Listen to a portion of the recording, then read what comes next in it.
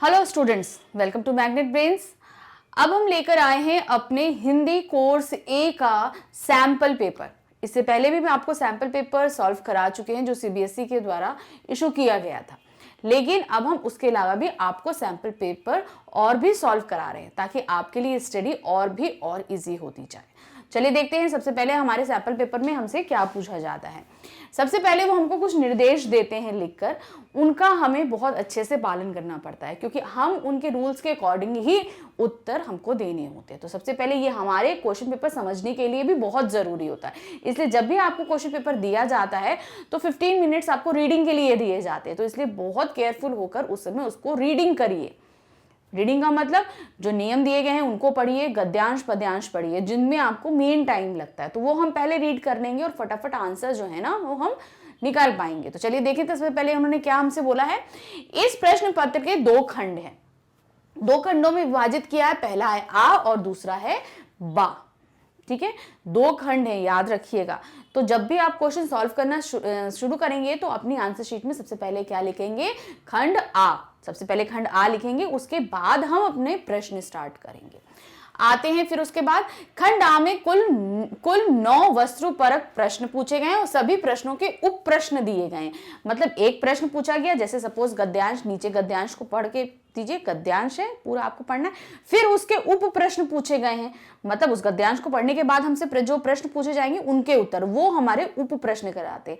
वस्तुपरक प्रश्न मतलब जो हमसे पूछे जा रहे हैं उनको आपको ठीक से रीड करना है, यानी कि उन्हीं से हमें उन आंसर्स को खोजना है। जो ऊपर क्वेश्चन पूछे गए हैं 9 वस्तुपरक प्रश्न, उन्हीं से हमें उप प्रश्नों के उत्तर हमें उन्हीं से मिलेंगे। फिर नेक्स्ट खंड बा में कुल 8 वर्णनात्मक प्रश्न पूछे गए हैं, प्रश्नों में आंतरिक विकल्प दिए गए हैं। कहने का मतलब 8 जो है वर्णनात्मक प्रश्न, जो आपके अनुच्छेद, पत्र, विज्ञापन, ये सब जो आएंगे वर्णनात्मक, जिन्हें हमें अच्छे से लिखना है। क्वेश्चन आंसर्स दिए रहेंगे, ये भी ध्यान रखिएगा। जो हमारे कृतिका और क्षितिज के जो दीर्घ क्वेश्चन दिए हैं वो भी दिए रहेंगे, तो उन सबको आपको ठीक से पढ़ना है। उसके अंदर ऑप्शंस दिए रहेंगे, जैसे आपको 4 क्वेश्चन दे दिए, 3 करने हैं, 5 दे दिए, 4 करने हैं, तो ये ऑप्शंस दिए रहेंगे। आपको अनुच्छेद करना है तो अनुच्छेद में भी आपको 4 ऑप्शन दिए हैं, उसमें से आपको 1 करना है। फिर आगे बढ़े, दिए गए निर्देशों का पालन करते हुए प्रश्नों के उत्तर दीजिए। इसलिए बहुत सतर्कता के साथ आपको सारे उत्तर देने हैं, बहुत ध्यान से सारी चीजें, कहीं आपकी कोई एक मिस्टेक आपके मार्क्स कम नहीं कर दे, इस चीज का आपको ध्यान रखना है। चलिए, तो सबसे पहले हमारे पास में क्या आ रहा है, निम्नलिखित गद्यांश को ध्यान पूर्वक पढ़कर प्रश्नों के उत्तर दीजिए। तो पहला हमारा खंड आया, वस्तुपरक प्रश्न है, यानी कि जो नीचे गद्यांश दिया गया है उसी से हमको उत्तर निकालने हैं। तो अब ये हमारे अपठित रहते हैं, ये कहीं से भी दिए जा सकते हैं, ये ध्यान रखिएगा। तो ये आपको जो हम पढ़ा रहे हैं जरूरी नहीं कि ये आए, या जो आप पढ़ चुके हैं ऐसा नहीं होता। ये कहीं से भी दिए जा सकते हैं, किसी भी बुक से, कहीं से भी। आपके गद्यांश और काव्यांश कहीं से भी दिए जा सकते हैं, मगर इन्हें आप कैसे सॉल्व करेंगे इनका तरीका हम आपको बताते हैं। क्या दिया है इसमें, आपको एक जो गद्यांश दिया गया है गंगा नदी के ऊपर है, हम आपको पढ़ के बता रहे हैं, ध्यान से इसको सुनिएगा और फिर हम उसके उत्तर करेंगे। क्या दिया है, गंगा भारत की एक अत्यंत पवित्र नदी है जिसका जल काफी दिनों तक रखने के बावजूद भी खराब नहीं होता, जबकि साधारण जल कुछ ही दिनों में सड़ जाता है। गंगा का उद्गम स्थान गंगोत्री या गोमुख है और गोमुख से भागीरथी नदी निकलती है और देवप्रयाग नामक स्थान पर अलकनंदा नदी से मिलकर आगे गंगा के रूप में प्रवाहित होती है। भागीरथी के देवप्रयाग तक आते आते इसमें कुछ चट्टानें घुल जाती हैं, जिससे इसके जल में ऐसी क्षमता पैदा हो जाती है जो उसके पानी को सड़ने नहीं देती। हर नदी के जल में कुछ खास तरह के पदार्थ घुले होते हैं जो उसकी विशिष्ट जैविक संरचना के लिए उत्तरदायी होते हैं। ये घुले हुए पदार्थ पानी में कुछ खास तरह के पदार्थ पनपने देते हैं तो कुछ नहीं पनपने देते। कुछ खास तरह के बैक्टीरिया ही पानी की सड़न के लिए उत्तरदायी होते हैं, तो कुछ पानी में सड़न पैदा करने वाले कीटाणुओं को रोकने में सहायता करते हैं। वैज्ञानिक शोधों से पता चला है कि गंगा के पानी में भी ऐसे बैक्टीरिया हैं जो गंगा के पानी को सड़न पैदा करने वाले कीटाणुओं को पनपने नहीं देते। इसलिए गंगा का पानी काफी लंबे समय तक खराब नहीं होता और पवित्र माना जाता है। अब मैंने तो बहुत जल्दी जल्दी आपको ये गद्यांश पढ़ दिया, लेकिन आप बहुत ही आराम से गद्यांश को पढ़िएगा और ये ध्यान रखिएगा कि जो आप पढ़ रहे हैं वो आपको समझ में अच्छी तरीके से आए, क्योंकि इस गद्यांश से ही हमें इसके आगे के उत्तर निकालने हैं। तो अब देखिए हमसे प्रश्न क्या पूछ रहा है। पहला, वो गंगा जल साधारण जल से किस तरह भिन्न होता है ना। गंगा का जल बाकी साधारण जल से कैसे भिन्न होता है, हमने अभी पढ़ा ये चीज। कैसे, तो ऑप्शंस देखते हैं। पहला, उसका जल काफी दिनों तक रखने के बाद भी खराब नहीं होता, एकदम सही बात है। उसका जल कुछ ही दिनों में सड़ जाता है, गलत है। उसका जल पीने योग्य नहीं होता है, ये भी गलत है। गंगा जल तो हम लोग पीते हैं। फिर उसका जल पीने योग्य है, पीने योग्य भी है, ये तो सही है कि पीने योग्य है, लेकिन वो क्या बाकी जलों से किस तरीके से, बाकी जल भी तो हम पी सकते हैं, लेकिन बाकी जल से गंगा का जल किस तरीके से भिन्न है। उसका पहला ऑप्शन सही है, उसका जल काफी दिनों तक रखने के बाद भी खराब नहीं होता है, क्योंकि हम लोग अपने घर में गंगा जल रखते हैं, कभी वो खराब नहीं होता, उनमें कीड़े नहीं पड़ते। इसका कारण क्या है, उसमें मिली हुई चट्टानें, जो तरह तरह की चट्टानें मिलके उसके अंदर एक ऐसी जैविक प्रक्रिया करती है जिससे उसके अंदर पनपने जो कीटाणु होते हैं वो पनप नहीं पाते। नेक्स्ट क्वेश्चन,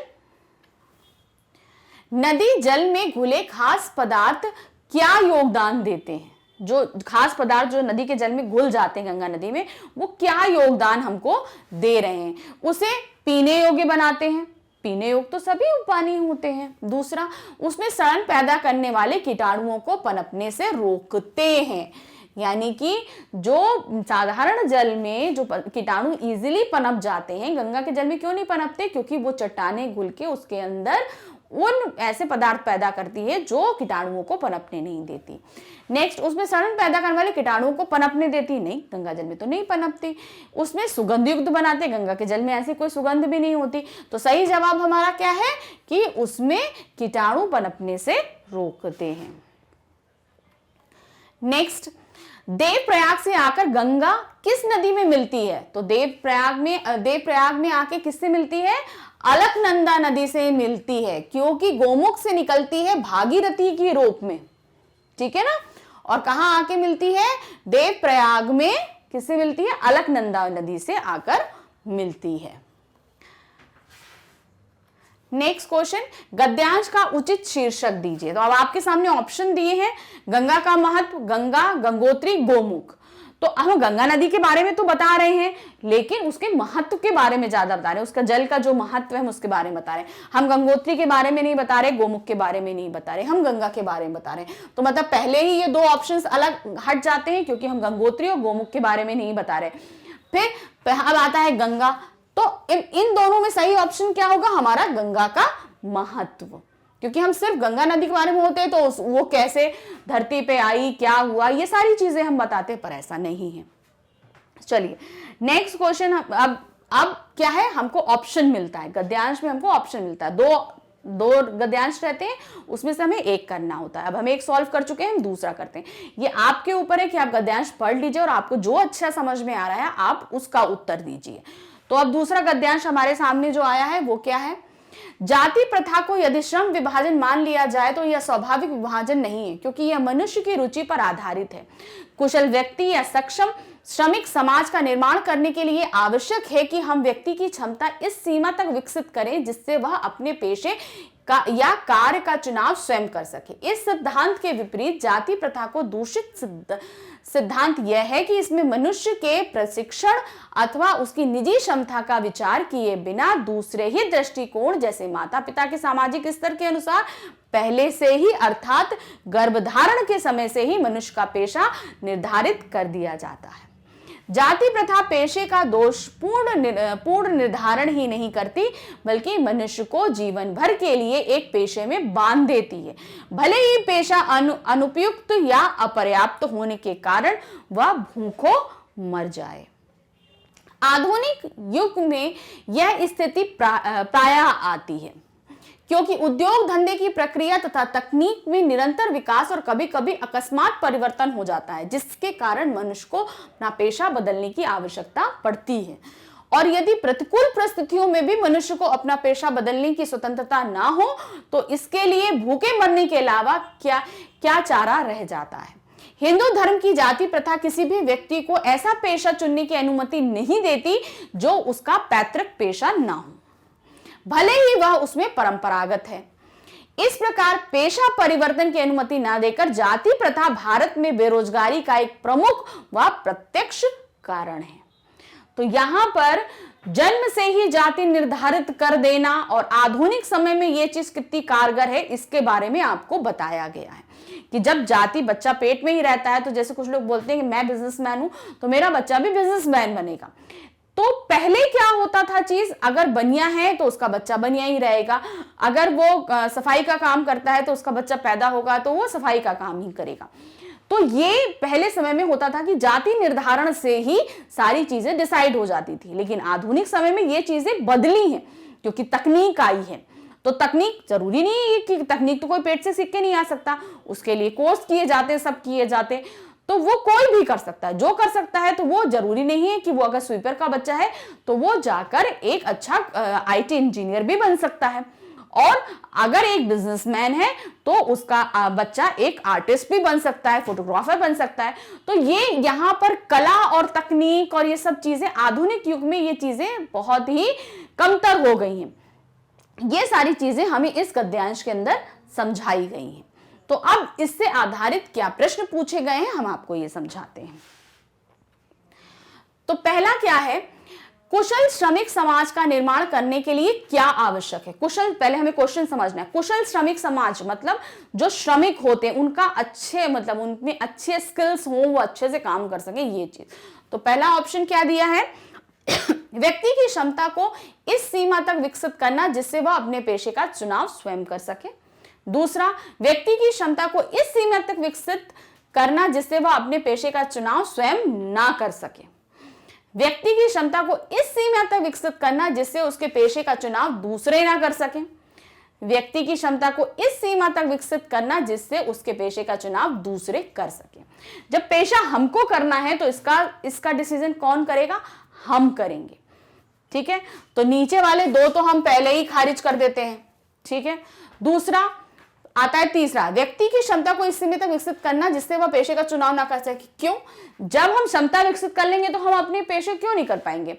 जब हम अपने अंदर स्किल अच्छी ले आएंगे तो क्या हम अपनी क्षमता विकसित नहीं कर सकते। तो लास्ट हमारा ऑप्शन क्या बचता है, ये पहला वाला एकदम सही है। क्यों? व्यक्ति की क्षमता को इस सीमा तक विकसित करना जिससे वह अपने पेशे का चुनाव कर सके।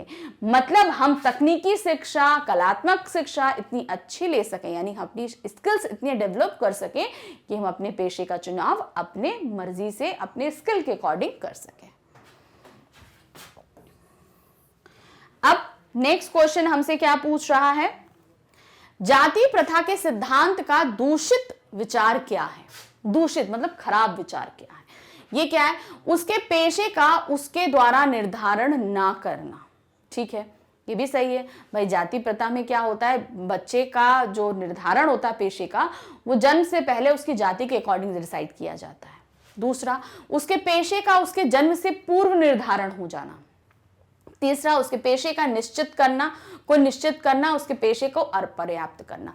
तो जाति प्रथा में क्या होता है, जाति प्रथा में बच्चा जब जन्म ही नहीं लिया अर्थात मां के पेट में है तभी उसका पेशा निर्धारित कर दिया जाता है उसकी जाति के अकॉर्डिंग, कि अगर ये ऐसा ये होगा तो ये यही काम करेगा क्योंकि ये इसकी जाति के अकॉर्डिंग है। तो इसका सही आंसर है नंबर 2 वाला, उसके पेशे का उसके जन्म से पूर्व ही निर्धारण करना। अब नेक्स्ट हमारा, हिंदू धर्म की जाति प्रथा किसी भी व्यक्ति को कौन सा पेशा चुनने की अनुमति नहीं देती। हिंदू धर्म की जाति प्रथा, जो उसका पैतृक पेशा ना हो, पैतृक मतलब जो हमारे पिता वगैरह कर रहे हो, ठीक है, जो उसका पैतृक पेशा हो, जिसमें वह परंपरागत ना हो, फोर्थ जिसमें वह परंपरागत हो। तो हिंदू जाति में जो जाति प्रथा है वो हमें अब उसका पैतृक पेशा चुनने के लिए बोलती है। पैतृक पेशा बोलती है ना, जो बाप दादा पहले से करते आ रहे हैं, इसीलिए जन्म पूर्व वो चीज निर्धारित होती है। क्यों? क्योंकि माँ बाप करते आ रहे हैं, पिता वगैरह करते आ रहे हैं, इसलिए बच्चा भी यही करेगा। नेक्स्ट क्वेश्चन, कौन सा विभाजन मनुष्य की रुचि पर आधारित है? मनुष्य की रुचि पर, मतलब जो इंसान चाहता है।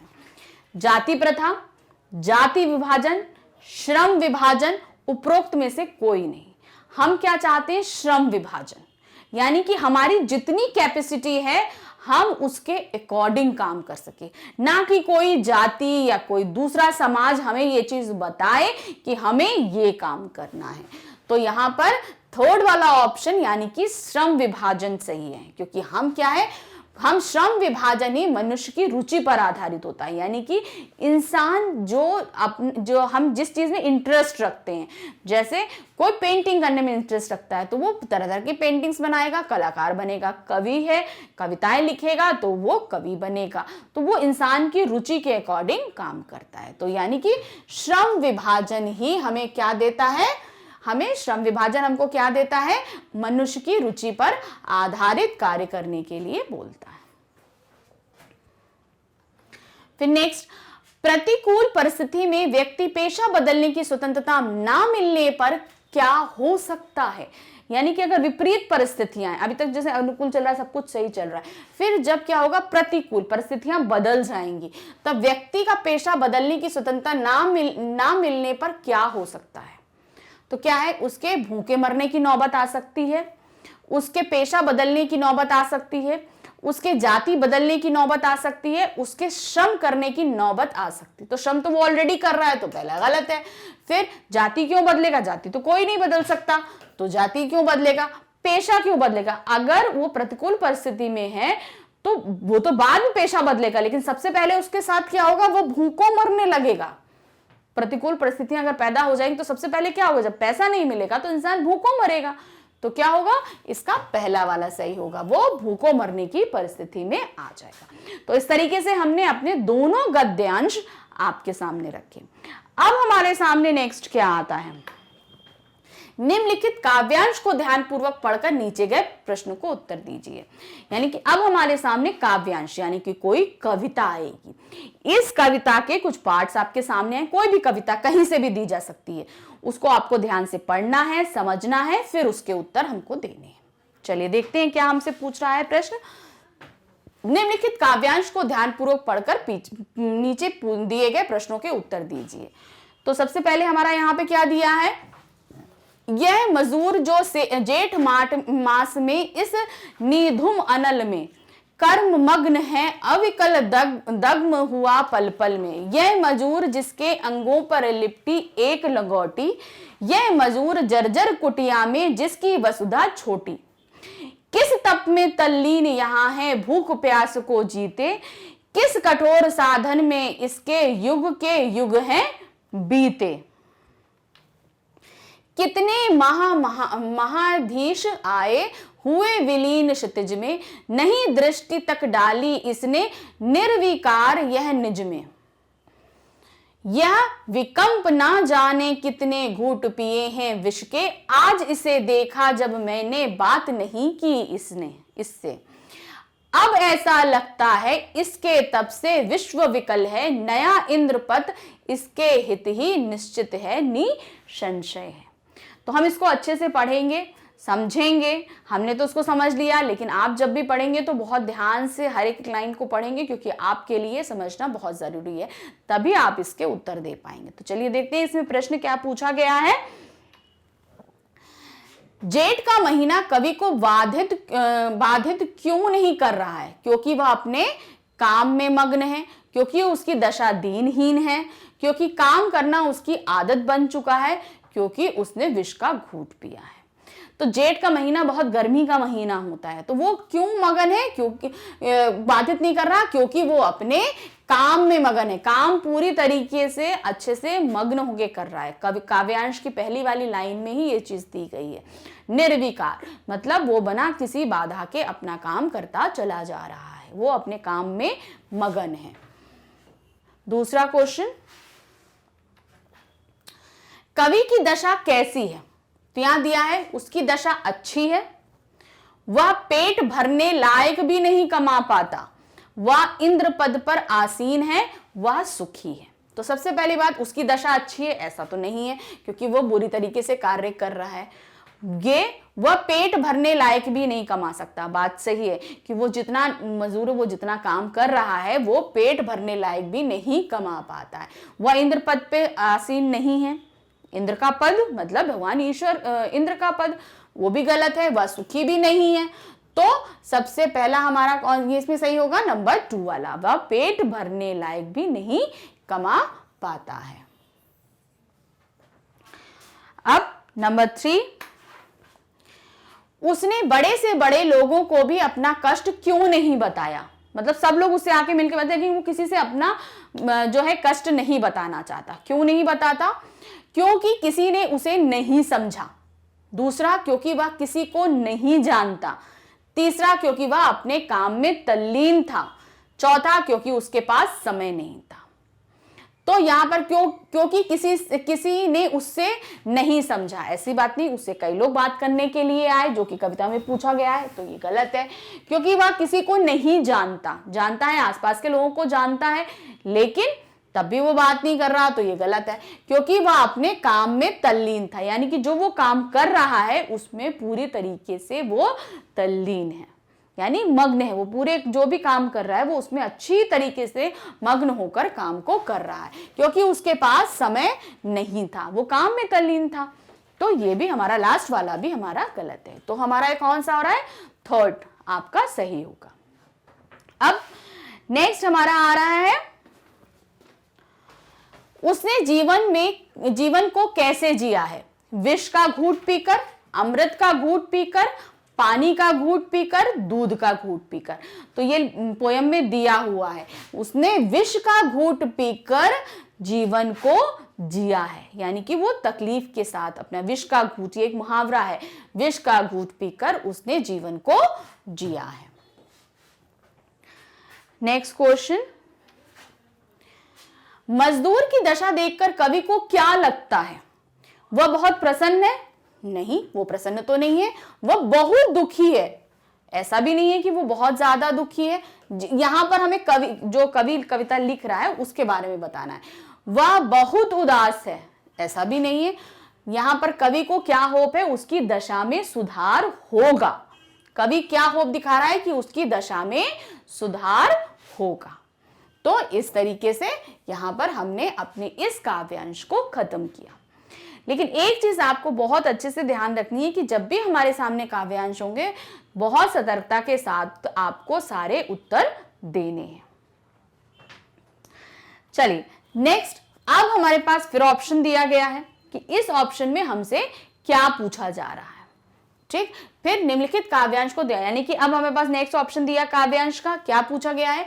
आज की दुनिया विचित्र नवीन, प्रकृति पर सर्वत्र है विजयी पुरुष आसीन, है ना बंधे नर के करों में वारी विद्युत भाष, हुक्म पर चढ़ता उतरता है पवन का ताप, है नहीं बाकी कहीं व्यवधान, लांग सकता नर सरित गिरि सिंधु एक समान, प्रकृति के सब तत्व करते हैं मनुज के कार्य, मानते हैं हुक्म मानव का महा अरुण वेश, और करता शब्द गुण अंबर वहन संदेश, नव्य नर की मुक्ति में विकराल, है सिमटते जा रहे प्रत्येक क्षण विकराल, यह प्रगति निश्मीम नर का यह अपूर्व विकास, चरण तल भूगोल मुट्ठी में निखिल आकाश, किंतु है बढ़ता गया मस्तिष्क ही निःशेष, शीश पर आदेश कर अवधार्य, छूट पर पीछे गया है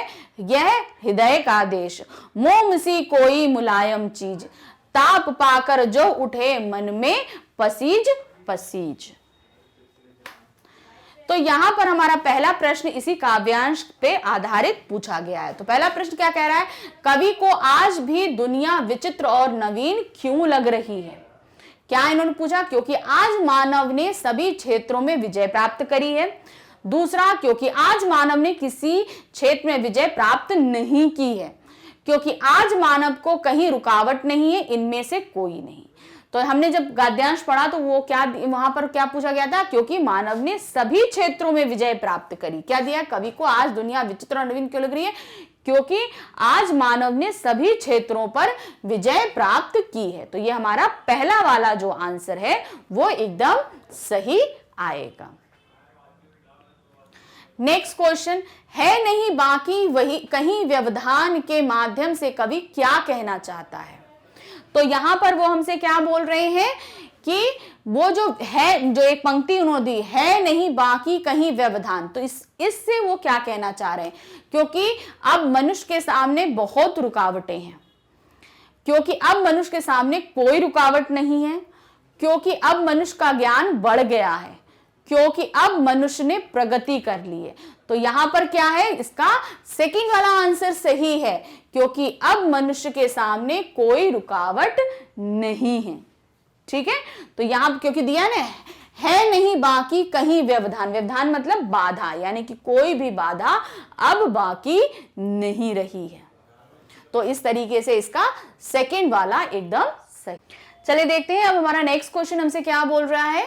मानव द्वारा किए गए वैज्ञानिक प्रगति के अद्भुत विकास कवि को खुशी क्यों नहीं दे रहे। मतलब मानव खुश, मतलब उस प्रगति हो रही है लेकिन तब भी कवि क्यों नहीं खुश हो पा रहा है। तो इसमें जो कविता हमारी जो पूछी गई उसमें उन्होंने क्या बोला, क्योंकि उसने प्रकृति को बदल दिया। ऐसा तो नहीं किया था मानव ने प्रकृति, भाई उसने प्रगति जो करी है लेकिन प्रकृति को नहीं बदला है, क्यों, तो ये पहला वाला गलत हो गया।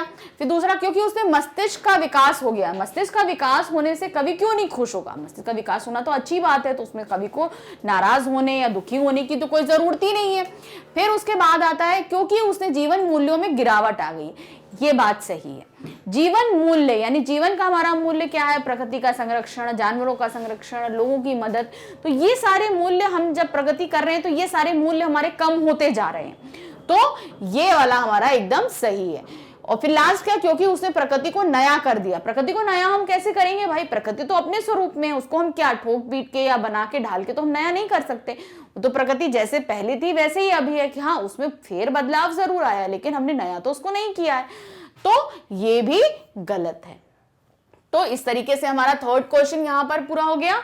अब हमसे फोर्थ क्वेश्चन क्या पूछ रहा है वो, पवन का ताप किसके आदेश पर चढ़ता और उतरता है। मतलब आज मनुष्य ने प्रगति कर ली है तो पवन का तेग जो है वो किसके आदेश पर चढ़ रहा है, प्रकृति के आदेश पर नहीं। जब प्रगति कर ली तो प्रकृति के आदेश पर नहीं चढ़ रहा है, दुनिया के बिल्कुल नहीं। फिर क्या है, ये किसके आदेश पर, मनुष्य ने प्रगति करी है तो किसके आदेश पर चढ़ेगा, मनुष्य के आदेश पर ये ऊपर नीचे होगा। तो ये गलत है, नदियों के आदेश पर भी नहीं। तो इसका थर्ड वाला आंसर सही है कि वो मनुष्य के आदेश पर ऊपर चढ़ रहा है। फिर नेक्स्ट, अपूर्व शब्द में प्रयुक्त उपसर्ग क्या है। अब अपूर्व क्या है, देखो हम आपको उपसर्ग बता रहे हैं, जैसे ये अपूर्व दिया है तो पूर्व तो हमारा मूल शब्द है और आ हमारा क्या है, उपसर्ग। तो हमारा पहला वाला सही है। आ क्यों नहीं है, क्योंकि यहां पर बड़ा आ नहीं है इसलिए ये गलत है। और पूर्व तो हमारा मूल शब्द है इसलिए गलत है। और पू हमारा कोई भी अर्थ लेकर नहीं आ रहा और मध्य में है इसलिए ये उपसर्ग नहीं हो सकता। तो कौन सा सही है, हमारा पहला वाला। तो इस तरीके से हमने आपको सारे गद्यांश समझाए कि गद्यांश किस तरीके से पूछे जाएंगे। इसमें आपका उपसर्ग, प्रत्यय, अलंकार, समास जो आपने 9th क्लास में पढ़े उससे रिलेटेड भी क्वेश्चन आंसर्स आ सकते हैं, इसलिए उनका रिवीजन भी आपके लिए बहुत जरूरी है। तो वो सारी चीजें भी आप रिवाइज कर लीजिएगा। चलिए अब हमारा क्या शुरू होता है, निम्नलिखित 5 प्रश्नों में से किन्हीं 4 के उत्तर दीजिए। अब हमारा व्याकरण शुरू हो रहा है, ठीक है, ध्यान रखिएगा। व्याकरण हमारा रस है, पद परिचय है, आपका वाक्य है, वाच्य है, ये सारी चीजें अब क्वेश्चन वाइज पूछी जाएंगी। तो सबसे पहले क्या है, 5 प्रश्नों में से तो आपके 5 प्रश्न पूछे गए हैं। तो पहला प्रश्न आपके सामने है, 5 प्रश्न पूछे गए हैं, इसमें ऑप्शन दिए हैं कि आप कोई भी 4 अटेम्प्ट कीजिए। तो पहला प्रश्न जो हमसे पूछा गया क्या है, रमा बीमार होने के कारण आज स्कूल नहीं गई, वाक्य का मिश्र वाक्य में परिवर्तित कीजिए। ठीक है, क्या दिया उन्होंने, बोला कि इसे मिश्र वाक्य में परिवर्तित करना है। तो चलिए देखना शुरू करते हैं। रमा बीमार होने के कारण स्कूल में नहीं गई, तो ये हमारा सरल वाक्य है, इसे हमें मिश्र में बदलना। पहला है, चूंकि रमा बीमार है इसलिए वह स्कूल नहीं गई। दूसरा है, बीमार होने के कारण स्कूल नहीं गई, तो ये तो सरल है, तो ये गलत हो गया। रमा बीमार थी इसलिए स्कूल नहीं गई, तो ये हमारा संयुक्त वाक्य में आ रहा है, क्योंकि पहला वाक्य हमारा पूर्ण वाक्य में आ रहा है, तो ये हमारा क्या हो गया, संयुक्त वाक्य में, तो ये भी गलत है। तो रमा स्कूल नहीं गई क्योंकि वह बीमार थी, ये भी हमारा संयुक्त वाक्य में ही आ रहा है। तो सही हमारा क्या है, चूंकि रमा बीमार है इसलिए वह स्कूल नहीं गई, तो हमारा पहला वाला एकदम सही है। ये ध्यान रखिएगा, ऑप्शन आपको सारे पढ़ने हैं, उसी में आपको आंसर्स मिलेंगे। नेक्स्ट क्वेश्चन, मैंने एक फूल देखा जो खिल रहा था, रेखांकित उपवाक्य का भेद बताइए। तो यहां पर क्या दिया है, विशेषण उपवाक्य, प्रधान उपवाक्य, संज्ञा उपवाक्य, क्रिया विशेषण उपवाक्य। तो यहां पर आपसे क्या पूछा गया है, मैंने एक फूल देखा जो खिल रहा था, खिल रहा है।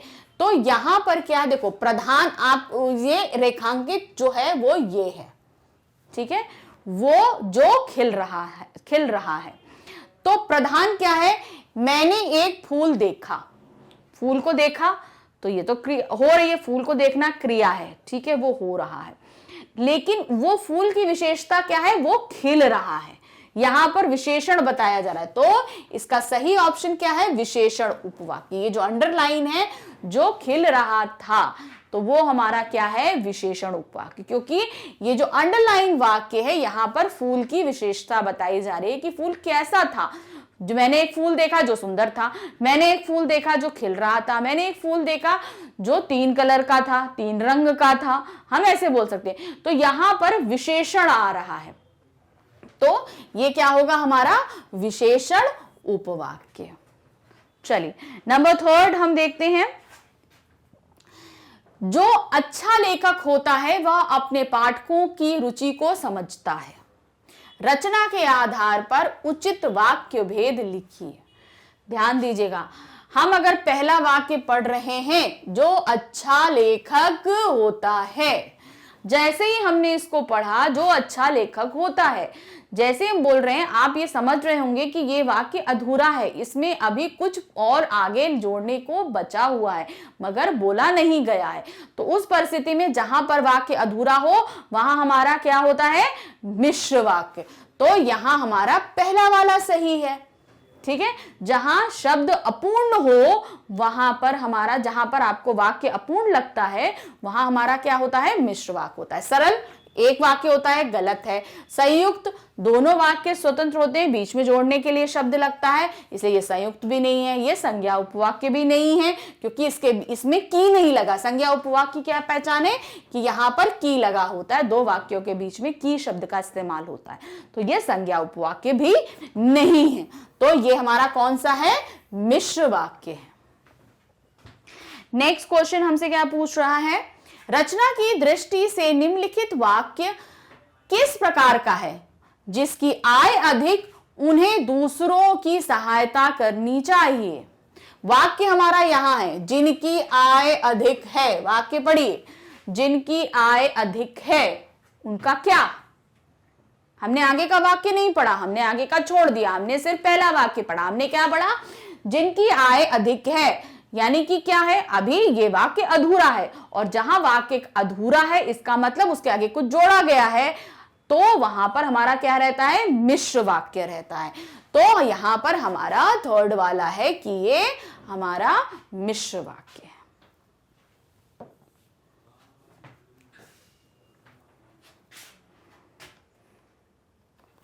फिर नेक्स्ट, फिर क्या है, रचना की दृष्टि से वाक्य के कितने भेद होते हैं। रचना की दृष्टि से वाक्य के कितने भेद होते हैं, रचना की दृष्टि से वाक्य के 3 भेद होते हैं। आपको हमने बताया है, इसमें 3 होते हैं, सरल वाक्य, संयुक्त वाक्य और मिश्र वाक्य। तो यहां पर सेकेंड वाला सही है, रचना की दृष्टि से वाक्य के 3 भेद होते हैं।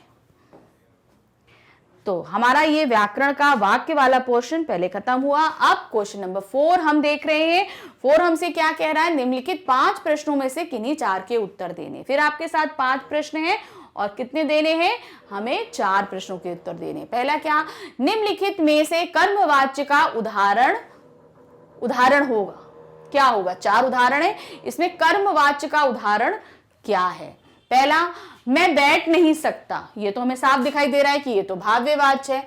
पक्षी उड़ रहे हैं, ये तो कर्तवाच्य है। राम से पढ़ा नहीं जाता, ठीक है, राम से पढ़ा नहीं जाता, से कंफ्यूज नहीं होइएगा।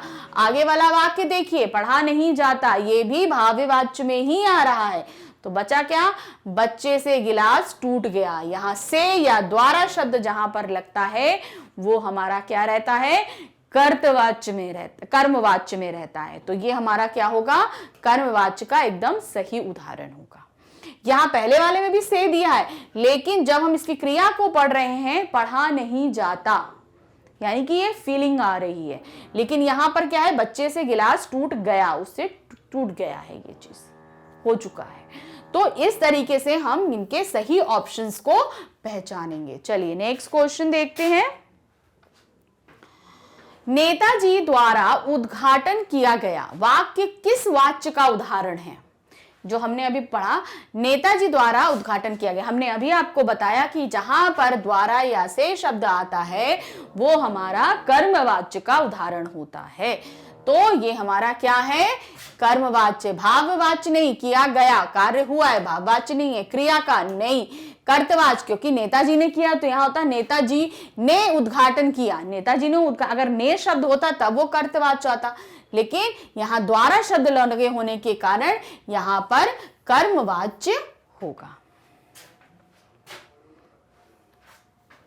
फिर बालक पत्र लिखता है वाक्य का उचित कर्म वाक्य होगा। अब ये जो वाक्य दिया है इसे हमें कर्म वाच्य में बदलना है। देखिए, बालक के द्वारा पत्र लिखा जाता है, बालक ने पत्र लिखा, बालक पत्र लिखता है, बालक ने पत्र लिखा। तो अब क्या, ध्यान दीजिए, हम पहला वाला छोड़ देते हैं, हम पहले आपको बता रहे हैं ये सही है। क्यों? क्योंकि कर्म वाच्य में हमको के द्वारा लगाना होता है, इसलिए ये एकदम सही है, ठीक है। लेकिन हम बाकी ऑप्शंस को भी एनालाइज करते हैं। क्या दिया है, बालक ने पत्र लिखा। अब ने शब्द कहां पर आता है, कर्ता कारक में, कर्ता ने कर्म को, तो यहां ने शब्द आया है इसलिए ये तो कर्त है। फिर बालक पत्र लिखता था, तो यहां पर भी ने हिडन है, तो ये भी कर्तवाच्य का है। बालक ने पत्र लिखा है, ये भी कर्तवाच्य का है। तो ये तीनों ऑप्शन ही हमारे सामने कर्तवाच्य के दिए गए हैं। यहां के द्वारा होने के कारण ही ये कर्मवाच्य का पहला वाला ऑप्शन एकदम सही है। फिर नेक्स्ट, वह पैदल चल नहीं सकता, वाक्य में प्रयुक्त वाच्य बताइए। तो यहां पर क्या दिया है, वह पैदल नहीं चल सकता, ठीक है। यहां पर क्या है, ये यहां पर किसी भी तरह के भाव की फीलिंग नहीं आ रही है, भाव नहीं है, चल ही नहीं सकता है वो, तो गलत है। द्वारा नहीं लिखा तो कर्म नहीं है, क्रियावाच्य कोई होता ही नहीं है, तो क्या बचा, कर्तवाच्य, कर्ता, वो चल नहीं सकता है ना, उससे चला नहीं जाता, वह चल नहीं सकता। तो ये हमारा कौन सा ऑप्शन, नंबर 4 यानी कि कर्तवाच्य एकदम सही है। फिर है, कर्तवाच्य में किसकी प्रधानता होती है, कर्ता की, कर्म की, भाव की, क्रिया की। कर्तवाच्य में हमने आपको पहले ही बताया है कर्ता की प्रधानता होती है, तो हमारा पहला वाला ऑप्शन एकदम सही है। तो इस तरीके से हमने वाच्य के भी 5 क्वेश्चन सॉल्व किए। अब नेक्स्ट हमारा आता है निम्नलिखित 5 प्रश्नों में से किसी 4 के उत्तर देने। अब हमारा आ रहा है पद परिचय करना, ठीक है। पद परिचय आपको समझा चुके हैं कि व्याकरीकरण करना, वाक्य में प्रयुक्त हुए किसी एक शब्द, यानी जब शब्द वाक्य में प्रयोग हो जाता है तो पद कहलाता है, और उसका व्याकरीकरण करना ही हमारा पद परिचय कहलाता है। तो चलिए अब करते हैं। तो पहला क्या है, तुम कल कहां गए थे। तो इसमें आपको क्या देखना है कि रेखांकित पद का हमें जो है वो पद परिचय करना है। तो हमारा पहला वाला जो हमारा दिया गया है वो क्या पूछ रहा है कि तुम, ठीक है ना, यहां पर अंडरलाइन शब्द क्या है, तुम, ठीक। तो तुम क्या पूछा है, आपको इसमें देखना है सबसे पहले, हम तुम शब्द हम सबको पता है कि वो सर्वनाम होता है। तुम क्या होता है, सर्वनाम शब्द होता है। तो सर्वनाम इसमें के सबसे पहले व्यक्तिवाचक संज्ञा, ये तो पहले ही हट गया। अन्य पुरुष सर्वनाम बहुवचन, तो अन्य पुरुष कहां होता है, किसी थर्ड पर्सन के बारे में जब हम बात करते हैं। मगर तुम, हम तो सेकंड पर्सन से बात कर रहे हैं, जो सेकंड पर्सन, जैसे मैं आपसे बात कर रही हूं, आप सेकंड पर्सन, मगर किसी और के बारे में बात करें, जैसे नेताजी के बारे में बात करेंगे तो वो थर्ड पर्सन कहलाएंगे। तो हम आपसे बात कर रहे हैं, आप तुम बोल के हम बात कर रहे हैं, तो वो तो सेकंड पर्सन हुआ, तो इसलिए ये अन्य पुरुष भी नहीं है और स्त्रीलिंग भी नहीं है। थर्ड, मध्यम पुरुष सर्वनाम, तो तुम शब्द क्या है, पुरुषवाचक सर्वनाम है, हमको ये तो पता है। मध्यम पुरुष है, क्योंकि मैं बात कर रही हूं, आपसे बात कर रही हूं, तो वो मध्यम पुरुष, तो पहला वाला तो एकदम ये सही आ रहा है। फिर उसके बाद वो पुल्लिंग, कहां गए थे, तो इसलिए वो पुल्लिंग भी है। तुम कल कहां गए थे लग रहा है, तो बहुवचन भी है, एकदम सही है। कर्ता कारक है, क्योंकि यही कार्य कर रहा है, तो ये वाला सही है। तो इस तरीके से यहां पर ये थर्ड वाला एकदम हमारा सही बैठता है। फिर नेक्स्ट, शाबाश, तुमने बहुत अच्छा काम किया, रेखांकित पद के लिए उचित पद परिचय कीजिए। तो यहां पर हमारा अंडरलाइन शब्द क्या है, शाबाश। ठीक है, शाबाश हम सभी जानते हैं, जहां विस्मय बोधक चिन्ह होता है उसके पहले लगा हुआ शब्द विस्मयादि बोधक अव्यय होता है। तो ये हमारा क्या है, विस्मयादि बोधक। पद परिचय क्या होगा, ये विस्मयादि बोधक अव्यय है। थर्ड वाला अब हम देख रहे हैं, वह पेड़ के नीचे बैठा है, रेखांकित उचित पद का परिचय कीजिए। यहां के नीचे, ठीक है, तो यहां पर क्रिया के बारे में बैठा है, हम ये नहीं, तो ये क्रिया विशेषण बैठा है, बैठा कैसे बैठा है, आप आधा बैठा है, झुककर बैठा है, ऐसा तो नहीं दिया है, तो इसलिए क्रिया विशेषण भी नहीं है, विस्मयादि बोधक भी नहीं है, कई सारे वाक्यों को लेके साथ में चल रहा है या शब्दों को लेके साथ में चल रहा है, ऐसा भी नहीं है, समुच्चय बोधक है। ये क्या है, संबंध बोधक है। क्यों है संबंध बोधक, हम आपको बताते हैं। ये पेड़ का संबंध बैठने के साथ में हमको बता रहा है कि वो कहां पर बैठा है, इसलिए ये हमारा क्या होगा, संबंध बोधक। तो इस तरीके से स्टेप बाय स्टेप चल के हम इन सारी चीजों को निकाल सकते हैं। अब हमारा क्वेश्चन नंबर 4 हमसे क्या पूछ रहा है, मैं यह दुख नहीं सह सकता, रेखांकित पद के लिए उचित परिचय होगा। तो अब यहां कर मैं यह दुख नहीं सह सकता, तो यहां पर दुख शब्द, दुख हमारा अंडरलाइन शब्द है। ठीक है, जो दुख अंडरलाइन शब्द है ये हमारा क्या होगा, तो दुख एक फीलिंग है। ठीक है, ये हम सब जानते हैं, दुख एक फीलिंग है जो कोई टच नहीं कर सकता, कुछ नहीं कर सकता। तो अब उसी हिसाब से व्यक्तिवाचक संज्ञा नहीं, क्योंकि किसी का नाम है ही नहीं, तो व्यक्तिवाचक संज्ञा में नहीं आएगा। समूहवाचक संज्ञा कोई होती नहीं, द्रव्यवाचक संज्ञा कोई होती नहीं, तो बचा क्या, भाववाचक संज्ञा। क्यों, क्योंकि दुख एक भाव है, एक फीलिंग है, इसलिए यहां पर क्या आएगा, दुख एक भाववाचक संज्ञा है। नेक्स्ट क्वेश्चन, रचना काम कर रही है, रेखांकित पद के लिए उचित परिचय होगा। यहां पर हमारा जो रेखांकित पद है वो है रचना। ठीक है, तो रचना क्या है, किसी का नाम है। ठीक है, तो वो क्या हुआ, व्यक्तिवाचक संज्ञा के अंतर आएगा। समूहवाचक संज्ञा कोई होती नहीं, द्रव्यवाचक होती नहीं। अगर यहां बोलते लड़की काम कर रही है तब जातिवाचक होता, मगर यहां पर रचना नाम दे दिया गया है, इसलिए ये व्यक्तिवाचक संज्ञा होगी। तो इस तरीके से हमने यहां पर खोज लिया कि ये क्या होगा। चलिए नेक्स्ट हम देखते हैं, नेक्स्ट क्वेश्चन, निम्नलिखित 5 प्रश्नों में से किसी 4 के उत्तर देने। अब हम आ गए रस पे।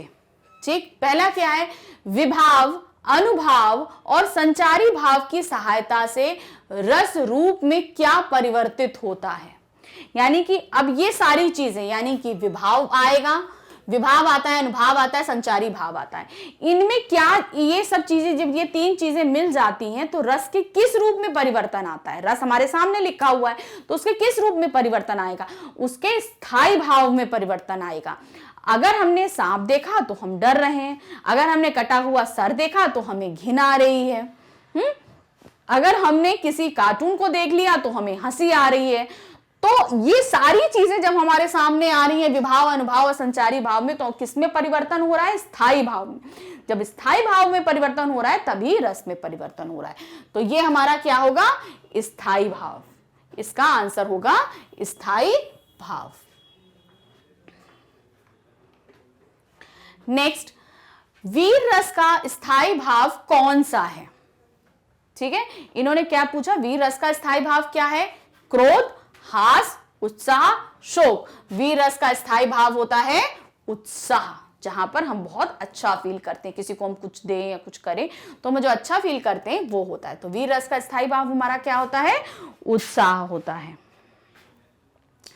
नाक तमंचे जैसी इसकी, उसकी नाक दुलानी, किसी किसी की भरी भरी सी, किसी किसी की खाली। पंक्तियों में प्रयुक्त रस और स्थायी भाव बताइए। क्या है यहां पर? किसी के शोक की बात हो रही है? नहीं, करुण रस बिल्कुल गलत है। किसी की प्रेम के बारे में बात हो रही है, प्यार के बारे में? नहीं। फिर क्या है? हास्य के बारे में बात हो रही है, यहां हम क्या हंस रहे हैं या हम कुछ कर रहे हैं? जाहिर सी बात है, नाक तमंचे जैसी इसकी, मतलब नाक जो है वो तमंचे जैसी है, उसकी नाक दुनाली, मतलब वो अपनी नाक से ही इशारा करके लोगों को मारते। तो ये हमारा हास्य रस, और इसका स्थायी भाव क्या है? हास। यहां पर किसी की वीरता की बात नहीं हो रही, इसलिए ये वीर रस नहीं है। अब नंबर 4 हमारा आता है, रौद्र रस का स्थायी भाव क्या है? रौद्र मतलब गुस्सा, क्रोध, तो इसका स्थायी भाव हमारा क्या होगा? क्रोध। रौद्र रस का स्थायी भाव होता है क्रोध। 5th क्वेश्चन हमारा क्या बोल रहा है? हास्य रस का उपयुक्त उदाहरण कौन सा है? हास्य रस का उदाहरण हमें सही लगाना है। मैया मोरी मैं नहीं माखन खायो, तो ये तो वात्सल्य रस का उदाहरण है, ये तो बच्चे के बारे में बात हो रही है। लाला की लाली यूं बोली, सारा खाना ये चर जाएगी, जो बच्चे भूखे बैठे क्या पंडित जी खाएंगे? तो हमारा सही उदाहरण क्या आ रहा है? यही आ रहा है, ये वाला, ये हास्य रस का है। लाला की लाली मतलब लाला की पत्नी बोली कि सारा खाना क्या तुम ही चढ़ जाओगे, जो बच्चे भूखे रह जाएंगे और पंडित कहलाओगे। मतलब वो बोलती है, लाला जो है अच्छा तोंद वाला, उसने बोला कि क्या सारा तुम खाना खा जाओगे और बच्चों के लिए नहीं छोड़ोगे? तो ये यहाँ पर हास्य रस का। बड़े चलो वीर तुम बढ़े चलो, ये तो वीर रस का उदाहरण है, तो ये भी हास्य रस का नहीं है। हाँ सही न जाती मुझसे अब आज भूख की ज्वाला, तो यहाँ पर हमारा यहाँ पर क्या हो रहा है? ये किसी की तकलीफ से जो बोली जा रही है, पीड़ा हो रही है, तो ये भी हमारा नहीं होगा। तो इस तरीके से हमने यहाँ पर वीर रस के सही उदाहरण, आपको हास्य रस का सही उदाहरण बताया। तो इस तरीके से हमने अपने रस को समाप्त किया। अब हमारे पास, हमने व्याकरण के अपने प्रश्न को कर लिया। अब हमारे पास क्या आ रहा है? गद्यांश दिया है। अभी तक हमने अपठित गद्यांश किया था, अब हमारे सामने क्या आ रहा है? पठित गद्यांश आ रहा है, जो हमने अपनी बुक्स में पढ़े हैं उसी के अकॉर्डिंग अब हमसे पूछा जा रहा है।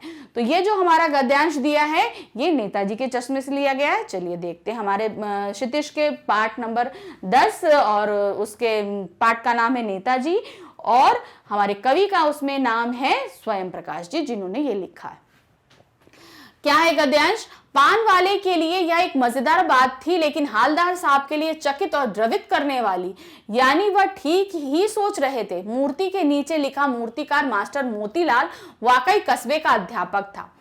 बेचारे ने महीने भर में मूर्ति बनाकर पटक देने का वादा कर दिया था। बना भी ली होगी, क्योंकि पत्थर में पारदर्शी चश्मा कैसे बनाया जाए कांच वाला यह तय नहीं कर पाया होगा, या कोशिश की होगी और असफल रहा होगा, या बनाते बनाते कुछ और बारीकी के चक्कर में चश्मा टूट गया होगा, या पत्थर का चश्मा अलग से बनाकर फिट किया होगा और वह निकल गया होगा। उफ। तो ये एक पैरा आपकी बुक में से लाके यहां रख दिया गया है, और अब आपसे पूछा जा रहा है क्वेश्चन, क्या पान वाले के लिए क्या बात मजेदार थी? पत्थर का चश्मा, उसमें तो चश्मा लगा ही नहीं था, तो क्या पत्थर का चश्मा क्या कांच का चश्मा? दोनों ही गलत है। फिर मूर्ति भी कोई मजेदार बात नहीं थी, उसके क्या था? मूर्ति पर चश्मे का ना होना पान वाले के लिए मजेदार की बात थी। क्यों? क्योंकि लोग उससे आगे पूछते थे, उससे बातें करते थे, इसलिए ये चौथा वाला ऑप्शन एकदम सही है। नेक्स्ट क्वेश्चन, हालदार साहब की दृष्टि में कस्बे का अध्यापक बेचारा क्यों है? उसको बेचारा क्यों कहा गया? क्योंकि वह मूर्ति पर चश्मा नहीं लगा पाया था, क्योंकि उसने मूर्ति अच्छी नहीं बनाई थी। मूर्ति तो उसने अच्छी बनाई थी, लेकिन सिर्फ उसने एक गलती करी थी कि उसने चश्मा नहीं लगाया था। क्योंकि उसने पत्थर का चश्मा बनाया था, नहीं चश्मा लगा ही नहीं था। क्योंकि चश्मा टूट गया था, उसने बनाया ही नहीं था, तो ये भी गलत है। तो नंबर 1 वाला एकदम सही है, क्योंकि वह मूर्ति पर चश्मा नहीं लगा पाया था। उसने कोशिश करी होगी, लेकिन मूर्ति बगैर चश्मे के ही चौक पर लगा दी गई थी, इसलिए पहला वाला एकदम सही है। सेकंड, अब क्या है, हालदार साहब ने नेताजी की प्रतिमा पर चश्मा ना होने का क्या कारण नहीं बताया? मतलब जो ये ध्यान दीजिएगा, क्वेश्चन थोड़ा घुमा के आपसे पूछा गया है। हालदार साहब ने नेताजी की प्रतिमा पर चश्मा ना होने का क्या कारण नहीं बताया? पहला, बारीकी के चक्कर में चश्मा टूट गया होगा, पत्थर का चश्मा बनाया, कांच का चश्मा बनाया, मूर्ति का अच्छा नहीं होना। देखिए, पहला वाला एकदम सही है कि उन्होंने बनाने की कोशिश करी होगी, ये उन्होंने बताया था, तो उन्होंने नहीं बताया, हम ये बता रहे हैं। पत्थर का उसने चश्मा बनाया होगा, ये भी गलत है। कांच का चश्मा बनाया होगा, मूर्ति का अच्छा नहीं होना, इन्होंने बताया। ये भी कारण उन्होंने बताया था कि ये तीनों कारण चश्मे के उन्होंने बताए थे, उन्होंने ये कारण नहीं बताया था। किसने? हालदार साहब ने ये कारण नहीं बताया था। हमको नहीं बताए गए कारण पर टिक करना था, तो इन्होंने ये कारण, मूर्ति का अच्छा नहीं होना, उन्होंने तो बताया था मूर्ति अच्छी थी, सिर्फ मूर्ति पे चश्मा ना होने के कारण उन्होंने बताए थे, इसलिए इसमें लास्ट वाला ऑप्शन हमारा एकदम सही है। फोर्थ क्वेश्चन हमारा क्या पूछ रहा है, मूर्ति किसने बनाई? हालदार साहब ने, अध्यापक ने, बच्चे ने, पान वाले। हालदार साहब ने, उन्होंने, तो किसने बनाई थी? अध्यापक ने। उसी वहां के जो विद्यालय था वहां के अध्यापक ने वो मूर्ति बनाई थी, इसलिए इसका सेकंड वाला सही है। अब फिफ्थ हमसे क्या पूछ रहा है, हालदार साहब के लिए चश्मे वाली बात कैसी थी? उन्होंने क्या बताया? हालदार साहब के लिए चश्मे वाली बात मजेदार थी, हंसने वाली थी, चकित और द्रवित करने वाली थी, दुखी करने वाली थी। देखिए, हंसने मजेदार वाली बात नहीं थी, उसको देखकर वे हंसी भी नहीं हुए थे, वो चकित हो गए थे कि क्या उन्होंने देखा था कि नेताजी की मूर्ति पर जो चश्मा नहीं था, उन्होंने डिफरेंट तरह के चश्मे देख रहे थे। वो जितनी बार देख रहे थे वो अलग अलग तरह के चश्मे देख रहे थे और वो उसको देख के बड़ा चकित हो रहे थे, इसलिए ये था चकित और द्रवित कर देने वाले। तो इस तरीके से हमने एक गद्यांश को अपना सॉल्व किया। तो यहां पर आपको बहुत सारी चीजें बताई गई कि किस तरीके से आपको गद्य में और पद्य आपके सामने आए। अब नेक्स्ट हमारा क्या दे रहा है,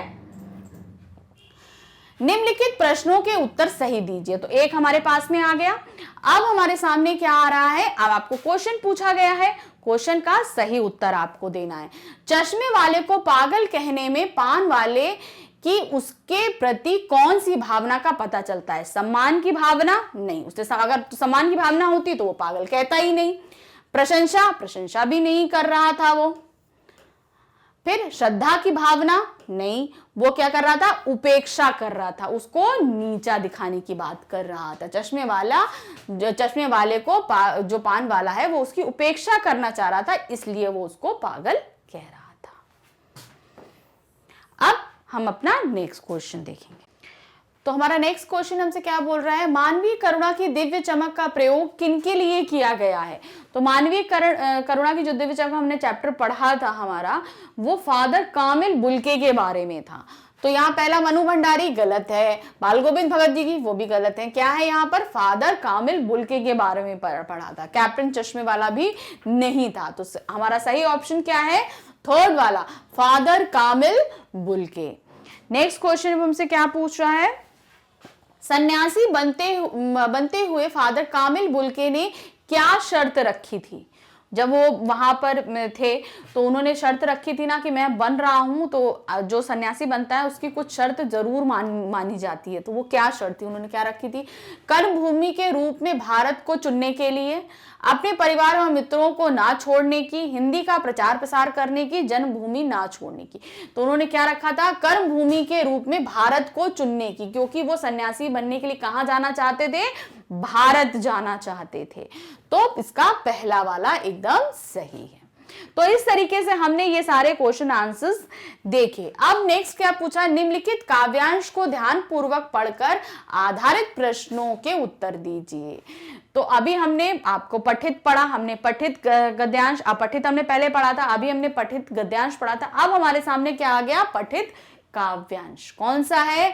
बिहसे लखुन बोले मृदुबानी, अहो मुनुसी महाभट मानी, पुनि पुनि मोही दिखाए कुठारू, चहत उड़ावन फेंक पहारू, ईखो कुंभा बतिया कोहू नाही, जे तर्जनी देखी मरी जाए, देखी कुठारू सरासन बाना, मैं कुछ कहा सही अभिमाना, भू गुसुत समझू जो जनेऊ बिलो की, जो कुछ कहूं सरिस रोकी, सुर महेसुर हरिजन अरु गाई, हमरे कुल नहीं इन पर सुराई, बधे पापु अपकीर्ति हारे, मारतहु पाप परे तुम्हारे, कोटि कुलसी सम वचनों तुम्हारा, व्यर्थ धरसु धनु बन बाना। तो ये कहा था हमारा ये काव्य खंड का दूसरा चैप्टर राम लक्ष्मण परशुराम संवाद का है, तुलसी जी द्वारा कृत है ये।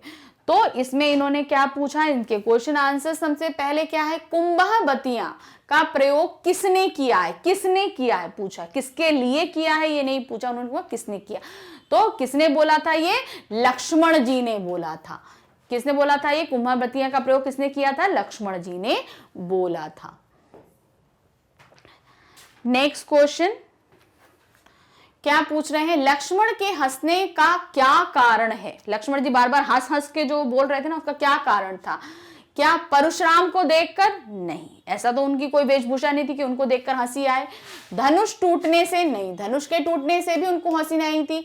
बिना किसी कारण के भी नहीं आ रही थी। कारण क्या था? परशुराम की गर्व भरी बातें सुनकर, क्योंकि वो बार बार बोल रहे थे ना, मुझे इतना गुस्सा आता है, मैंने ये कर दिया था, मैंने पृथ्वी को क्षत्रिय विहीन कर दिया था, मैंने ऐसा किया था। तो बार बार जो बातें कर रहे थे ना, उन बातों से क्या हो रहा था? लक्ष्मण जी को हंसी आ रही थी। तो यहां पर क्या है? मुनिसु किसके लिए प्रयोग किया गया है? यहां मुनि किसके लिए इस्तेमाल किया गया था? किसके लिए हम इस्तेमाल किया जा रहा था? यहां परशुराम जी के लिए इस्तेमाल किया। लक्ष्मण जी बार बार जो संवाद कर रहे थे वहां मुनिसु बोल रहे थे, वो किसको संबोधित कर रहे थे? परशुराम जी को संबोधित कर रहे थे। तो यहां पर परशुराम जी के लिए है। फिर क्या है? लक्ष्मण परशुराम पर वार क्यों नहीं कर रहे थे? भाई परशुराम जी बार बार कर रहे थे, वो गुस्सा कर रहे थे, लेकिन लक्ष्मण जी क्यों नहीं कर रहे थे? इसका क्या कारण था? पहला, क्रोधित होने के कारण? नहीं, वो क्रोधित नहीं थे। दूसरा, अस्त्र शस्त्र होने? बिल्कुल नहीं, वो तो हमेशा अस्त्र शस्त्र अपने साथ रखते थे। वो क्यों नहीं कर रहे थे? ब्राह्मण होने के कारण। क्यों? क्योंकि उनके कुल में ब्राह्मण जो और दुर्जन, स्त्री, गाय, इन सब पे वार करना पाप के समान माना जाता था। तो वो ब्राह्मण होने के कारण परशुराम जी पर वार नहीं कर रहे थे। शक्तिशाली होने के कारण ये भी गलत है। नेक्स्ट, लक्ष्मण ने परशुराम के बोली को कैसा कहा? लक्ष्मण जी ने परशुराम की बोली को कैसा बोला? अत्यंत कठोर, मधुर, व्यंग, व्यर्थ। उन्होंने क्या बोला था? अत्यंत कठोर, कि आप बहुत ही कठोर वाणी बोल रहे हैं। मधुर बिल्कुल नहीं बोला था, व्यंग भी नहीं बोला था, व्यर्थ की बोली भी नहीं बोली थी। तो यहां पर हमने आपके पठित काव्यांश के सभी प्रश्नों को हल किया। अब हमारा क्या आ रहा है, पाठ से, काव्यांश से रिलेटेड आपके पास क्वेश्चंस पूछे गए। क्या है, प्रश्नों के सही उत्तर, सही विकल्प चुनकर दीजिए। क्या है, यहाँ कोई छुई मुई का फूल नहीं जो तुम्हारी तर्जनी देखकर डर जाए। यह कथन किसका है, किसने बोला था ये कथन, ये किसने बोला था, पूरी संपूर्ण सभा में लक्ष्मण जी ने बोला था कि मैं कोई छुई मुई नहीं हूं जो आपकी उंगली देखकर मैं डर जाऊंगा। फिर नेक्स्ट, स्त्री जीवन का बंधन कवि ने किसको बताया है। कन्यादान पाठ से लिया गया ये क्वेश्चन है। वहां पर मां सीख देती है ना, तो वहां पर कवि ने स्त्री जीवन का बंधन किसको बताया था, वस्त्र और आभूषण को बताया था कि वस्त्र और आभूषण को कभी भी स्त्री जीवन का बंधन नहीं बनाना। गृहस्थ जीवन को नहीं बताया था, उपयुक्त सभी बिल्कुल गलत है। माता पिता को भी नहीं बताया था, क्या बताया था, वस्त्र और आभूषण को स्त्री जीवन का बंधन बताया गया था। तो इस तरीके से हमने आपको खंड आ बताया। अब खंड बा में वर्णात्मक प्रश्न पूछे गए। वर्णात्मक प्रश्न क्या मतलब, आपको डिटेलिंग में इसका आंसर लिखना है। क्या दिया है, निम्नलिखित प्रश्नों के 25 से 30 शब्दों में आपको उत्तर देने हैं। वर्ड लिमिट्स का ध्यान रखिएगा क्योंकि इसी के अकॉर्डिंग इनके नंबर्स डिसाइड रहते हैं। उनका बेटा बीमार है, इसकी खबर रखने की लोगों को कहां फुर्सत। पंक्ति में आधुनिक युग के मानव की किस मानसिकता पर व्यंग किया गया है। तो ये आपको क्या बताया गया है कि पूछा गया है क्वेश्चन। हम आपको इस चैप्टर, जितने भी आपसे क्वेश्चन पूछे जा रहे हैं, इन चैप्टर्स के वीडियोस आपके पहले ही अपलोड किए जा चुके हैं। आपको उसको पढ़ने के लिए आपको वो वीडियोस देखने पड़ेंगे। आपको उसकी सारी संपूर्ण जानकारी उत्तर की आपके वहां पर मिलेगी। आपको यहाँ ध्यान क्या देना है, वर्ड लिमिट्स का। लिखते लिखते हम कभी भाव में ज्यादा लिख जाते हैं, बिल्कुल नहीं हमें करना, हमें वर्ड लिमिट्स का बहुत ज्यादा ध्यान रखना है। नेक्स्ट, लखनवी अंदाज पाठ के नवाब साहब पतनशील सामंती वर्ग के जीते जागते उदाहरण है, टिप्पणी लिखिए। थर्ड क्वेश्चन, पान वाला एक हंसोड़ा स्वभाव वाला व्यक्ति है परंतु उसके हृदय में संवेदना भी है। इस कथन पर अपने विचार व्यक्त कीजिए। इसमें इनको आपके विचारों को पूछा गया है कि आप कैसे लिखेंगे। फादर बुल्के को भारतीय संस्कृति का अभिन्न अंग किस आधार पर कहा गया। क्यों, क्योंकि उन्होंने हमारी भारतीय संस्कृति, हमारी भारतीय भाषा के लिए काफी प्रयत्न किए, इसलिए उनको अभिन्न अंग कहा गया था। तो इन सब चीजों के बारे में आपको लिखना है। नेक्स्ट क्वेश्चन, प्रश्नों के उत्तर दीजिए। क्या है, लड़की होना पर लड़की जैसी दिखाई मत देना का क्या भाव था। ये क्वेश्चन आपको बताया गया है कि मतलब आप तुमको लड़की जैसा अंदर से कमजोर नहीं होना, तो इसी को आपको अच्छे शब्दों में बांध कर लिखना है। कवि ने उत्साह कविता बादलों को क्यों संबोधित की है। क्यों संबोधित की है, क्योंकि बादलों के आने पर लोगों को उत्साह प्रतीत होता है। जो जो चीजें फीलिंग होती हैं वो हमें आपको यहाँ पर लिखनी है। धनुष टूटने के बाद परशुराम ने फरसे की तरफ देखकर लक्ष्मण को ना मारने का क्या तर्क दिया, कि मतलब हम क्यों नहीं मार रहे हैं। तो इसके जो जो तर्क दिए थे वो आपको पॉइंट वाइज सारे तर्क आपको इसमें लिखने होंगे। नेक्स्ट क्वेश्चन, क्या पूछा, अब आपके यहाँ पे दीर्घ आ रहे 40 से 50 शब्दों में आपको इसके उत्तर देने यानी बढ़ाने हैं थोड़े से। सांप का भय तथा मां की गोद में शरण की घटना को माता का अंचल पाठ के आधार पर अपने शब्दों में व्यक्त कीजिए।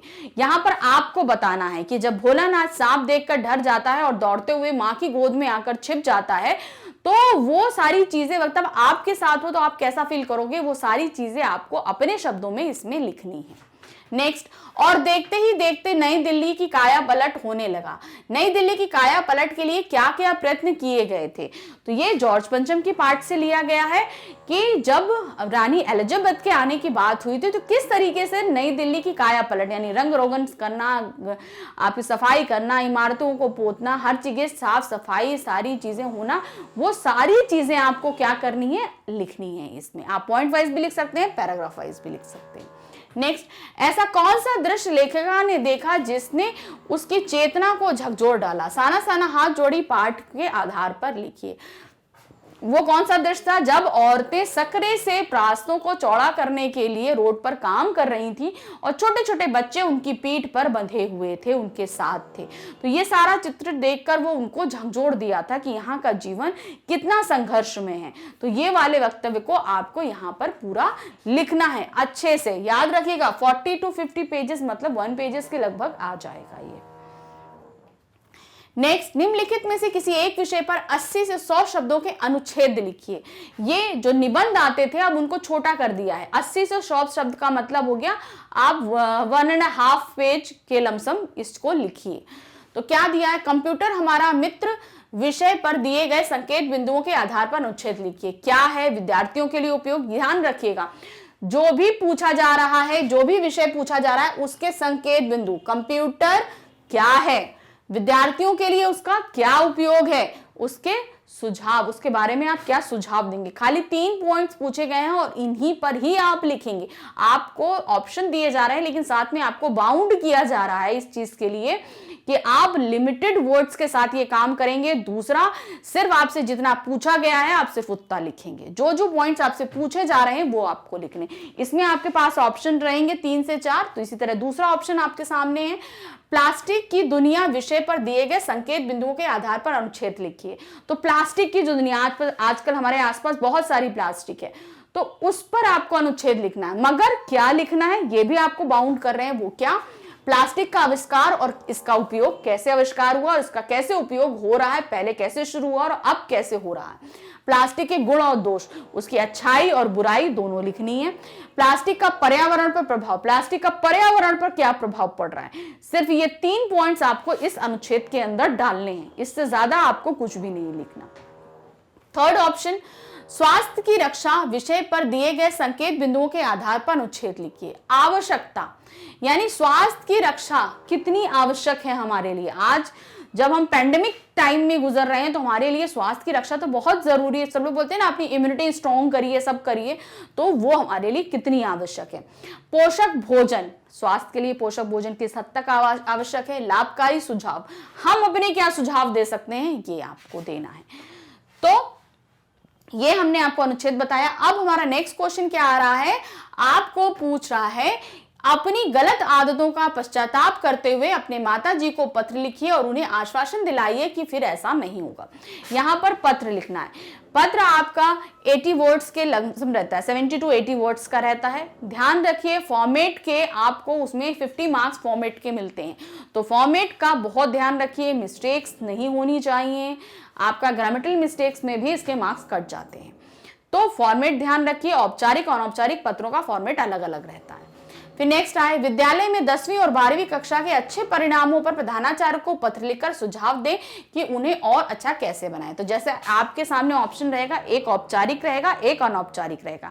वो आपको चूज करना है कि आप किसे कितनी अच्छी तरीके से लिख सकते हैं। जैसे पहला वाला अनौपचारिक है, दूसरा औपचारिक पत्र आपसे पूछा गया। ऑप्शन है, दोनों में से कोई भी एक पत्र आपको करना है। नेक्स्ट, आप एक पब्लिशर हैं, आपसे पुस्तक के प्रचार प्रसार हेतु 20 से 24 साल तक के युवक की आवश्यकता है जो ट्रैवलिंग में रुचि रखते हैं और इस हेतु एक विज्ञापन तैयार करना है। तो विज्ञापन के लिए भी हम आपको पहले अपना वीडियो दिखा चुके हैं कि आपको एक रेक्टेंगल में आपका विज्ञापन देना है, जैसे कि हम लोग पेपर वगैरह में देखते हैं। आपको पिक्चर दे सकते हैं, आवश्यकता, जैसे इसमें आवश्यकता पूछी गई है तो उस युवक में क्या क्या आवश्यक होना चाहिए। अब वो आप उसको क्या फैसिलिटीज दे रहे हैं, क्या सैलरीज दे रहे हैं, कुछ भी जो भी जैसे TADA होता है, सैलरीज होती हैं, रहने खाने का पैसा हो गया, जो कुछ भी आप देना चाहते हो वो फैसिलिटीज भी आप उसमें देंगे। फिर नेक्स्ट, किसी शीतल पेय की बिक्री बढ़ाने वाला एक विज्ञापन तैयार कीजिए 25 से 50 शब्दों में। तो वर्ड लिमिट इसमें 25 से 50 होती है, ज्यादा नहीं होती है। दूसरी चीज आपको ये याद रखनी है, रेक्टेंगल के अंदर बनाना है। अब यहाँ पर हम एक प्रोडक्ट के लिए बना रहे हैं तो प्रोडक्ट का एक अच्छा सा पिक्चर बना दीजिए, साथ में लिख दीजिए कि उसको पीने से स्वास्थ्य में क्या लाभ है, आपकी प्यास बुझेगी, ये चीजें हैं, विटामिन दे रहे हैं, प्रोटीन्स दे रहे हैं, जो भी चीजें आप दे सकते हो वो उसका रेट मेंशन कर दीजिए। तो ये सारी चीजें हम प्रोडक्ट्स में देते हैं। अब हमारे क्वेश्चन पेपर का लास्ट क्वेश्चन क्या पूछ रहे हैं हमसे, ये हम आ गए संदेश लेखन पे। अपने पुत्र को जन्मदिन की शुभकामनाएं देते हुए 30 से 40 शब्दों का एक संदेश लिखिए। इसमें आपको शुभकामना संदेश लिखना है। हम आपको संदेश लेखन पर वीडियो पहले ही बनवा चुके हैं, आप उसके आइडिया के लिए आप हमारा वो वीडियो देख सकते हैं। याद रखिए संदेश लेखन भी एक रेक्टेंगल बॉक्स में ही आपको बनाना है। जरूरत के अनुसार उनमें शायरियां, कुछ कविता, कुछ भी लिख सकते हैं और अपना संदेश लिख सकते हैं। एंड में अपना नाम लिखना बहुत जरूरी है। नेक्स्ट क्या पूछ रहा है, आप गिरीश सिंह हैं, किसी शर्मा जी का फोन आया, वह आपके माताजी से बात करना चाहते हैं लेकिन आपकी माताजी घर पर नहीं है। इस विषय को ध्यान में रखते हुए 30 से 40 शब्दों का संदेश लिखिए। मतलब माताजी के लिए संदेश लिखना है कि किसी का फोन आया था और माताजी से बात करना चाह रहे थे, माताजी घर पर नहीं थी। तो अब यहाँ पर क्या है, माताजी आए और संदेश को पढ़ के फिर उन शर्मा जी को फोन, गिरीश सिंह जी को फोन कर लें। तो अब यहाँ पर क्या, शर्मा जी को फोन कर लें। तो वहां पर क्या करना है आपको कि एक लेटर आपको अपनी माताजी के लिखना है, क्योंकि जब माताजी आएंगी तो आप घर पर नहीं रहोगे। तो उसमें आप कैसे लिखोगे कि प्रिय माताजी, ऐसा ऐसा हुआ, ऐसा आप घर पर नहीं थी तो उनका फोन आया, कृपया करके इस नंबर पे आप कॉल बैक कर लीजिएगा। तो ये सारा संदेश आपको एक कागज में लिख के रखना है अपनी माताजी के लिए। तो आप जैसे भी लिखोगे वो आपको यहाँ पर शो करना है। तो इस तरीके से हमने आपको जो है अपने पूरा एक अपना सैंपल पेपर सॉल्व कराया। ये हमारा दूसरा सैंपल पेपर था, इससे पहले हम एक सैंपल पेपर सॉल्व कर चुके हैं। आगे हम और भी सैंपल पेपर सॉल्व करेंगे, इसके लिए आप हमारे चैनल से जुड़े रहिए। सिर्फ हिंदी ही नहीं, बाकी सब्जेक्ट्स के लिए भी आप हमारे चैनल की सहायता ले सकते हैं। इसके लिए आपको करना क्या होगा, magnetbrains.com पे लॉगिन करना होगा। इसके अलावा आप हमारे वीडियोस यूट्यूब चैनल पर भी देख सकते हैं। तो इसका लाभ आपको ही नहीं उठाना, आपके फ्रेंड्स, आपके भाई बहन सबको बताइए, वो लाभ उठाएं इसके लिए और अपनी अच्छे नंबर प्राप्त करें। इसके लिए थैंक यू देखने के लिए, बाय।